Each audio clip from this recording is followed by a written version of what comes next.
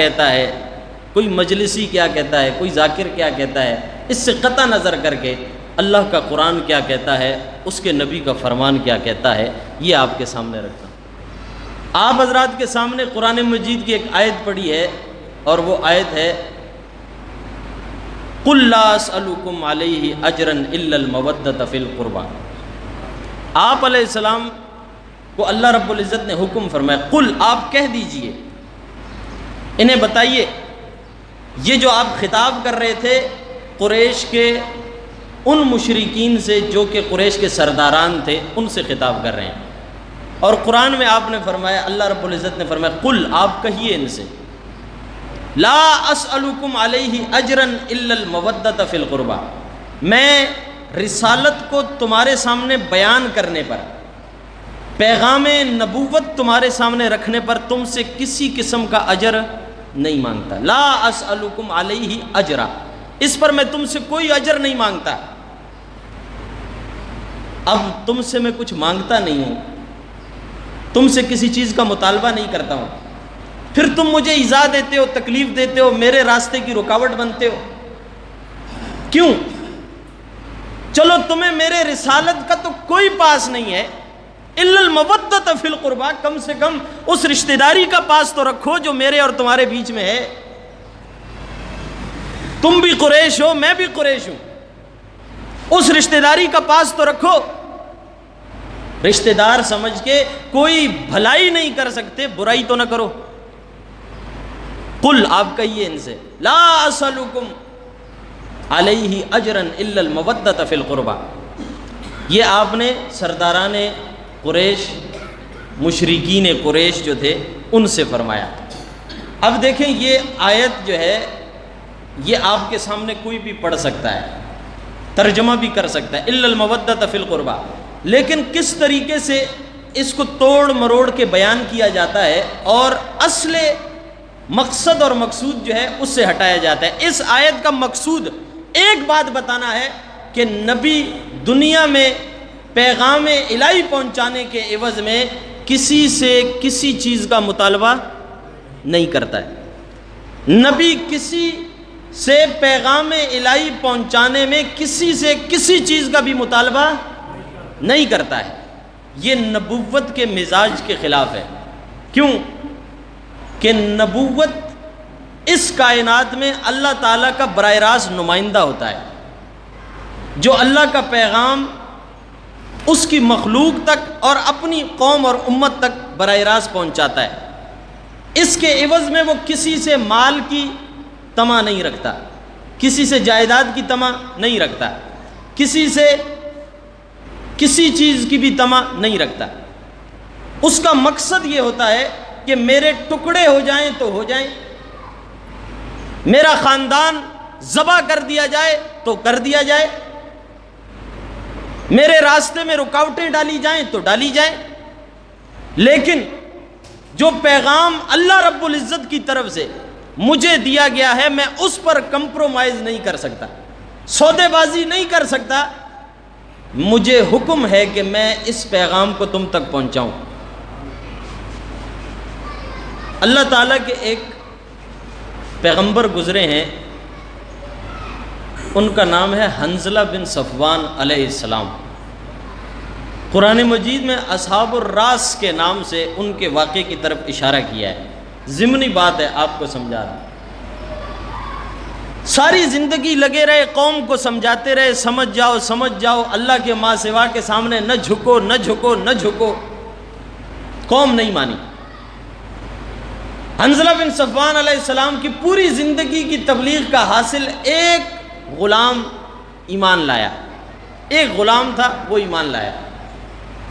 حنظلہ بن صفوان علیہ السلام اس کو اللہ کا پیغام دے رہے ہیں۔ قوم والوں نے کہا یہ جو اللہ کی طرف بلانے اور ہمارے معبودان کو جھٹلانے کی دعوت تو نے شروع کی ہے، اس سے باز آ جا، اگر تو اس سے باز نہ آیا تو ہم یہ جو رشتہ داری ہے نا اس کا خیال نہیں کریں گے۔ اس کا مطلب یہ ہے کہ وہ رشتہ داری کا خیال کر کے کچھ نہیں کہہ رہے تھے کہ ہمارا ہی ہے، لہٰذا اس کے پاس قوم کے بڑے آئے اور انہوں نے آ کر کہا کہ آپ اپنے اس عمل سے باز آ جائیں۔ حنظلہ بن صفوان علیہ السلام نے فرمایا میں اللہ کا نبی ہوں اور تمہاری طرف بھیجا گیا ہوں، میرا کام ہے اس کے پیغام کو تم تک پہنچانا، تمہاری سمجھ میں آئے تب، نہ آئے تب، تمہیں اچھا لگے تب، نہ لگے تب، یہ پیغام میں یوں ہی پہنچاتا رہوں گا، میں اس سے باز نہیں آ سکتا، اس سے باز نہیں آ سکتا۔ قوم نے کہا چلو یہ باز نہیں آ سکتا تو ہم اس کو سزا دیں گے۔ حنظلہ بن صفوان علیہ السلام کو قوم نے پکڑ کر ایک اندھیرے کنویں کے اندر ڈال دیا اور اوپر بہت بڑی چٹان لا کے رکھ دی، بڑا پتھر لا کے رکھ دیا اور کہا کہ اس میں رہے گا کچھ دن تو اس کی عقل ٹھکانے آئے گی اور یہ اپنے اس توحید کے پیغام سے باز آ جائے گا۔ حنظلہ بن صفوان علیہ السلام ایک دن گزر جاتا ہے، 2 دن گزر جاتے ہیں، تیسرا دن ہوتا ہے، وہ غلام جو ایمان لایا تھا وہ بھی چھپ کے لایا تھا، اب وہ چھپتے چھپتے چھپتے رات کی تاریکی میں آ کر حنظلہ بن صفوان علیہ السلام کے کنویں کے پاس پہنچ کے اس چٹان کے نیچے جو چھوٹا سا سوراخ تھا اس میں اپنا منہ دے کر وہ غلام کہتا ہے اللہ کے پیغمبر میں آپ پر ایمان لانے والا غلام ہوں، اللہ کے پیغمبر آپ پر ایمان لانے والا میں غلام ہوں، تیسرا دن ہے، بڑی چھپ چھپا کے آیا ہوں، بتائیے میرے لیے کیا حکم ہے، میں کیا کروں؟ حنظلہ بن صفوان علیہ السلام 3 دن کے بھوکے پیاسے اس کنویں کے اندر پڑے ہیں، لیکن نبوت بھوک سے آگے اگر کسی چیز کو سمجھتی ہے، نبوت اپنی ذات سے آگے کسی چیز کو سمجھتی ہے تو وہ اللہ کا پیغام ہوا کرتا ہے۔ حنظلہ بن صفوان علیہ السلام نے اپنے امتی اس غلام سے کہا ان قتلتا او حررتا لا تشرک باللہ، تجھے اللہ کے نام پر قتل کر دیا جائے، جلا دیا جائے، میں اللہ کا نبی تجھے حکم دیتا ہوں کہ مجھے اللہ کا یہی پیغام ہے، اللہ کے ماں سوا کے سامنے کبھی سر نہیں جھکانا۔ یہ کہہ کر حنظلہ بن صفوان علیہ السلام نے کہا بس جاؤ یہی پیغام ہے، نہیں کہا مجھے نکالو یہاں سے، اس کنویں سے نکالو۔ نبی اپنی تکلیف نہیں دیکھتے، وہ اللہ کے پیغام کو مد نظر رکھتے ہیں، وہ اپنی رہائی نہیں دیکھتے، اللہ کے پیغام کو دیکھتے ہیں۔ ایک شخص مسلمان ہوا اور حنظلہ بن صفوان نے کیا کہا تو قتل کر دیا جائے، جلا دیا جائے، لیکن جو میں نے تجھے بتایا اس بات سے باز بولو، باز نہیں آنا۔ یہ پیغام نبوت ہوا کرتا ہے۔ یہ تو وہ نبی، یہ وہ پیغمبر ہیں جو آپ علیہ السلام سے بہت پہلے گزرے ہیں، بہت پہلے گزرے ہیں، اور آپ ان کی تبلیغ کا انداز دیکھتے ہیں کہ کیا ہے، کہ وہ اپنی ذات سے آگے، اور یہ صرف حنظلہ بن صفوان نہیں، جتنے بھی پیغمبر ہیں وہ اللہ کے پیغام کو اپنی ذات سے آگے دیکھتے ہیں، وہ اپنے ضرورت سے آگے دیکھتے ہیں، ان کا دنیاوی کوئی مقصد، کوئی مقصود نہیں ہوا کرتا ہے۔ بالآخر وہ وقت آیا، 7 دن کے بعد حنظلہ بن صفوان علیہ السلام کی قوم جمع ہوتی ہے اور جمع ہو کر اس چٹان کو اوپر سے ہٹاتی۔ 7 دن کا بھوکا پیاسا اللہ کا نبی اس کنویں کے اندر پڑا ہے، اور قوم آ کے کہتی ہے حنظلہ بتاؤ تمہارا دماغ ٹھکانے آیا؟ الیاذ باللہ، بولو اب کیا کہتے ہو؟ 7ویں دن حنظلہ بن صفوان علیہ السلام فرماتے ہیں میرا پیغام وہی ہے، قولوا لا الہ الا اللہ تفلحون، اللہ کے ماں سوا کوئی حاجت روا، کوئی مشکل کشا، کوئی بگڑی بنانے والا، کوئی کشتی پار لگانے والا، کوئی بچے دینے والا، کوئی بچی دینے والا، کوئی شفا دینے والا، کوئی کشتی پار لگانے والا کوئی نہیں ہو سکتا ہے۔ اگر یہ عہدہ کسی کا اس کائنات کے اندر ہے تو وہ صرف کس کا ہے؟ اللہ کا ہے۔ حنظلہ بن صفوان علیہ السلام نے کہا میں وہی پیغام جو آج سے 7 دن پہلے تک تمہیں پہنچا رہا تھا، میرا آج بھی وہی پیغام، قولوا لا الہ الا اللہ تفلحون، آج بھی یہی پیغام ہے۔ قوم نے کنویں کو بھرنا شروع کیا، مٹی ڈالنا شروع کی، مٹی ڈالتے ڈالتے ڈالتے حنظلہ بن صفوان اللہ کے نبی کو اس جگہ تک زمین میں دھنسا دیا۔ دھنسانے کے بعد قوم پھر پوچھتی ہے حنظلہ بتا اب بھی وقت ہے، اب بھی وقت ہے، اگر تو باز آتا ہے تو ہم تجھے نکال دیتے ہیں۔ حنظلہ بن صفوان علیہ السلام فرماتے ہیں ظالموں میں تو جس نقطے پہ کھڑا ہوں اور میری حیات جس نقطے پر قائم ہے وہ نقطہ ہی اللہ کی توحید ہے، اس سے باز کیسے آ سکتا ہوں؟ اس سے باز نہیں آ سکتا۔ تم نے جو کرنا ہے کر گزرو۔ جب میں اس نقطے پر استقامت کے ساتھ، استقلال کے ساتھ چلا جاؤں گا، پھر دیکھنا وہ رب تمہارے ساتھ کیا کرتا ہے۔ پھر تمہیں پتہ لگے گا کہ اللہ کی توحید پہ ثابت قدم رہنے والوں کے اوپر ظلم کرنے والوں کا انجام اللہ کیا کرتا ہے، تمہیں پتہ چلے گا۔ تم کر گزرو جو کر سکتے ہو۔ اور انہوں نے اللہ کے نبی کے چہرے پر بھی مٹی ڈال دی۔ چہرے پر مٹی ڈالنے کے بعد حنظلہ بن صفوان علیہ السلام کو زندہ زمین میں درگور کر دیا۔ پھر اس پر انہوں نے بس نہیں کی، اس پر انہوں نے بس نہیں کی، اس پر انہوں نے پھر وہ کام کیا جو وہاں سے شروع ہوا اور آج مسلمانوں میں بھی عام ہے، اور وہ کیا ہے؟ ناچنا۔ یہ ناچنے والا کام وہاں سے شروع ہوا۔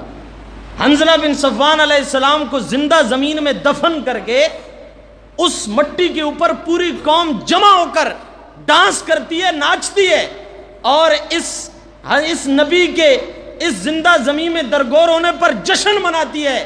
تو اللہ رب العزت آسمان سے فرشتوں کو بھیجتے ہیں کہ جاؤ، جس نبی نے میری توحید کی خاطر، میرے پیغام کی خاطر اپنی سانسوں کو رکوا دیا، میرے لیے اپنی جان تک دے دی، 7 دن بھوکا پیاسا اس کنویں کے اندر قید و بند کی صحبت کو برداشت کیا ہے، اور میری توحید کے نعرے کو اپنی زبان سے ایک لمحے کے لیے بھی نہیں روکا ہے، اور اس کی پاداش کے اندر میرے محبوب کو یہ سزا دی گئی ہے۔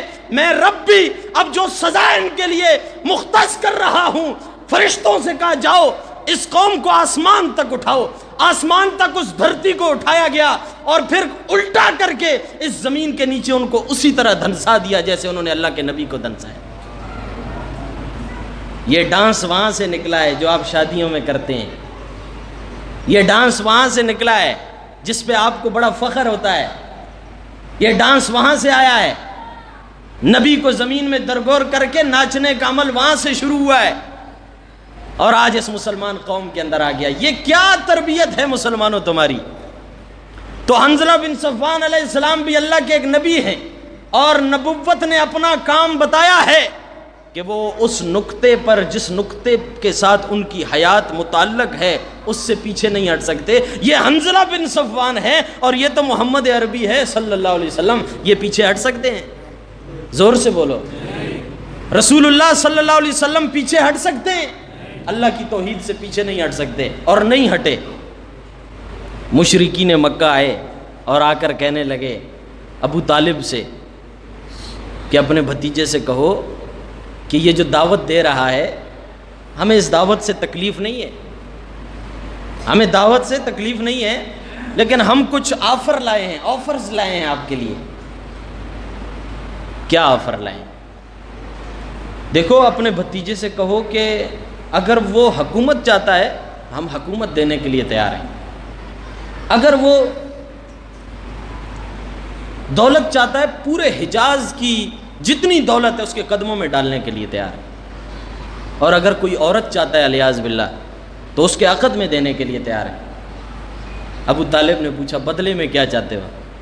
کہ بدلے میں یہ چاہتے ہیں کہ اپنی توحید کی جو دعوت ہے نا، دیتے رہیں، ہمیں کوئی اس سے پرواہ نہیں۔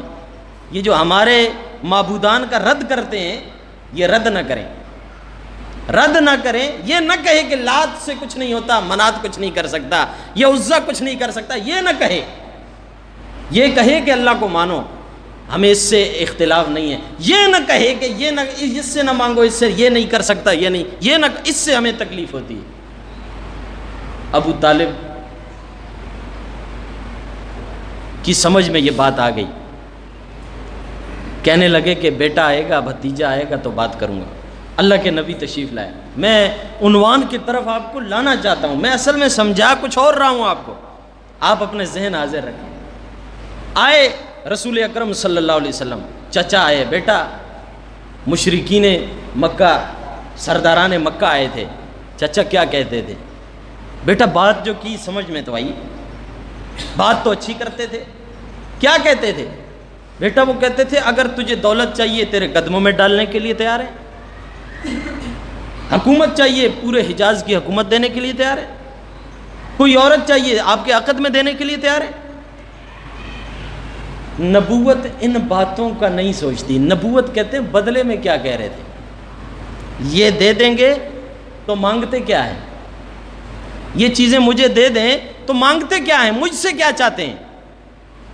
بیٹا وہ چاہتے یہ نہیں کہتے کہ آپ اللہ کی طرف بلائیں، نہ بلائیں، لیکن جو ان کے باطل معبودان ہیں نا ان کا رد نہ کریں۔ اور اللہ کے نبی صلی اللہ علیہ وسلم نے ایک جملہ کہا، تاریخ دانوں نے اس جملے کو لکھ کر قلم توڑ دیے۔ آپ نے فرمایا چچا وہ مجھے حکومت دینے کی بات کرتے ہیں، دے بھی سکتے ہیں، ان کے اختیار میں ہے، لوگ ان کے ساتھ ہیں۔ چچا وہ عورت کی بات کرتے ہیں، میرے عقد میں دے بھی سکتے ہیں۔ چچا دولت کی بات کرتے ہیں، ان کے پاس دولت ہے، میرے قدموں میں ڈال بھی سکتے ہیں۔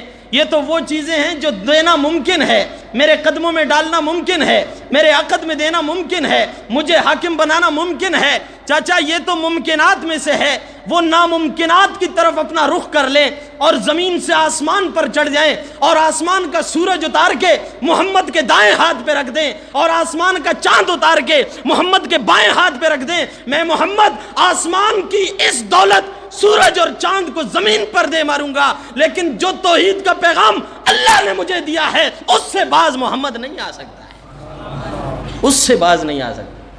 حنظلہ بن صفوان ہے، ادھر محمد عربی ہیں، یہ ساری دنیا قدموں میں دے رہے ہیں اور انکار کرنے والے نبی ہیں۔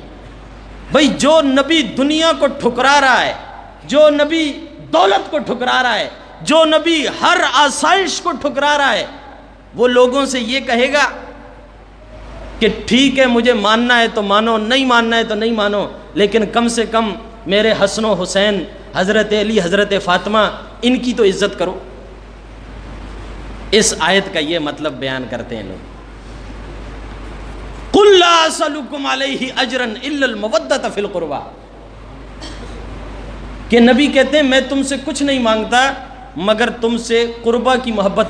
یہ غلط ترجمہ ہے، نہیں آپ نے یہ نہیں فرمایا، لا اسألکم علیہ اجرا، میں رسالت پر تم سے کوئی اجر نہیں مانگتا، الا المودۃ فی القربہ، کم سے کم رشتہ داری کا خیال کر کے تکلیف تو نہ دو۔ نبی تو یہ کہہ رہے ہیں تکلیف نہ دو۔ اور جو مان چکے، ظاہر ہے نبی جن سے یہ کہہ رہا ہے وہ تو ماننے والے تھے نہیں، وہ تو مشرک تھے، وہ تو سرداران قریش تھے، ان سے آپ نے فرمایا کہ رشتہ داری کا خیال تو کرو۔ اور جو میرے رشتہ دار بن گئے، والسابقون الاولون اولئک المقربون، جن کو مقربون کہا ہے، جو نبوت پر ایمان لائے وہ مقربون میں ہیں، وہ نبی کے قریبی ہیں، وہ نبی کے رشتہ دار ہیں۔ اور یہ آیت اس بات کی دلیل ہے اور یہ اس بات پر دلالت کرتی ہے، ابن حجر عسقلانی رحمۃ اللہ علیہ نے بھی یہی لکھا ہے کہ یہ آیت، علامہ رازی نے بھی یہی لکھا ہے کہ اس آیت کے اندر الا المودۃ فی القربہ کے اندر صحابہ اور نبی کے اہل بیت دونوں داخل ہیں، کیونکہ اصل مقصد و مقصود اطاعت نبی، اطاعت خدا ہے۔ جو نبی اور اس کے رب کی اطاعت میں آ گئے وہ نبی کے اقربا ہیں، وہ نبی کے رشتہ دار ہیں، وہ نبی کے اپنے ہو گئے ہیں، اور جو نبی کے اپنے ہو گئے ان کی عزت کا خیال کرنا ساری امت پر واجب ہے، ساری امت پر واجب ہے۔ نبوت کہہ رہی ہے کہ جو مجھ پر ایمان لائے ان کے ایمان لانے کا آنے والی امت کے لیے احسان یہ ہے، جب ان کا نام لیں تو کیا کریں؟ اچھا نام لیں، جب ان کا تذکرہ کریں تو بالخیر کریں، جب ان کا نام لیں تو رضی اللہ عنہ کہیں، جب ان کا نام لیں تو اولئک حزب اللہ کہیں، کہ یہ عام لوگ نہیں تھے، یہ وہ لوگ ہیں جن کو اللہ کہہ رہا ہے یہ میری جماعت ہے۔ ایک تو حزب اللہ آج کا ہے، اس نے اپنا نام رکھا، اور ایک حزب اللہ وہ ہے جس کو اللہ کہہ رہا ہے یہ حزب اللہ ہے۔ وہ حزب اللہ جس کو اللہ کہہ رہا ہے وہ نبی کے صحابہ ہیں، اور رسول اللہ کہہ رہے ہیں قُلْ لَا أَسْأَلُكُمْ عَلَيْهِ أَجْرًا إِلَّا الْمَوَدَّةَ فِي الْقُرْبَى، جو مجھ پر ایمان لے آئے، یا اس معنی کے اندر کہ تم میرے رشتہ دار ہو، خونی اعتبار سے، نسب کے اعتبار سے، اس رشتہ داری کا خیال کر کے تکلیف تو نہ دو، تکلیف تو نہ دو، راستے میں کانٹے تو نہ بچھاؤ، پتھر تو نہ مارو۔ میں تو اپنے لیے کچھ بھی نہیں مانگ رہا، لا اسألکم علیہ اجرا، میں تو اپنے لیے کچھ نہیں مانگ رہا، تمہارے فائدے کی بات کر رہا ہوں، اور تمہارے فائدے کی بات کیا ہے کہ تم اللہ کے حضور جھک جاؤ، اللہ تمہیں اس دنیا میں بھی کامیاب کر دے گا، اس دنیا میں بھی کامیاب کر دے گا۔ نبوت کہہ رہے میں تو اس لیے ہوں، اور اسی چیز کو، اسی تربیت کو پھر یہاں سے کچھ لوگ کہتے ہیں کہ جی اس آیت میں یہ مراد لیا کہ اللہ کے نبی نے کہا کہ حضرت حسن، حضرت حسین، حضرت فاطمہ، حضرت علی رضی اللہ عنہم اجمعین کی عزت نبی نے مانگی ہے کہ رسول مانتے ہو تو ماننا، نہیں مانتے تو کوئی بات نہیں، ان کی تو عزت کرو۔ آپ مجھے بتائیں رسول کو نہ ماننا اس میں خیر ہے، ان کی عزت کرو؟ کیا نبوت جو اپنے لیے کسی قسم کا اجر نہیں مانگ رہی، جب یہ مانگ لیا تو اجر تو مانگ لیا، یہ تو آیت کا انکار ہے۔ جب نبی یہ کہہ رہے ہیں میں رسالت پہ کوئی اجر نہیں مانگ رہا، اور یہ بھی ساتھ آپ کہہ رہے ہیں کہ یہ مانگا ہے کہ حسن، حسین، علی اور فاطمہ جو ہے ان کی عزت کرو، ان کی عزت کرنا عین ایمان ہے، لیکن اس آیت میں ان کو شامل کر کے اس آیت کا رخ یوں موڑنا اور اس کا غلط ترجمہ اور معنی بیان کر کے امت کو گمراہ کرنا، یہ غلط ہے۔ دوسری بات، جب یہ آیت اتری ہے حضرت حسن